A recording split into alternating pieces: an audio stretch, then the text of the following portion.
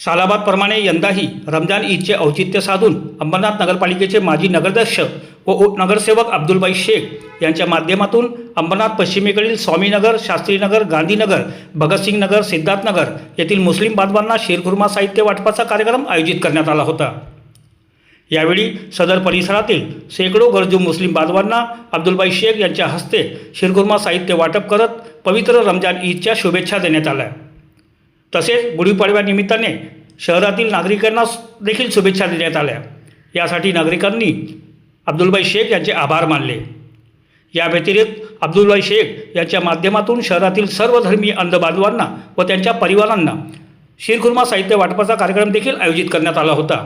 शहरातील शेकडो सर्व धर्मीय अंध बांधवांनी व त्यांच्या परिवारांनी या उपक्रमाचा लाभ घेतला। अब्दुलभाई यांनी पवित्र रमजान महिना सुरू झाल्यापासून प्रत्येक शुक्रवारी प्रभागातील मुस्लिम नागरिकांना रोजा इफ्ताराकरिता फळे व खजूर सारख्या साहित्याचे देखील वाटप केले होते।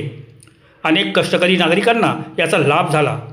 या उपक्रमात गोपाळ गुप्ता, संतोष गुप्ता, जीवन सुरळकर, जलील खान, फिरोज खान, आकाश बाबर यांच्यासह शास्त्रीनगरमधील महिला पदाधिकारी व स्थानिक युवकांची मोलाची साथ लाभली। मागील कितीतरी वर्षापासून आपण आपल्या विभागात शीरखुर्मा साहित्य वाटतो आणि उपवासासाठी दर शुक्रवारी आपण उपवासाचा फ्रूट वाटतो।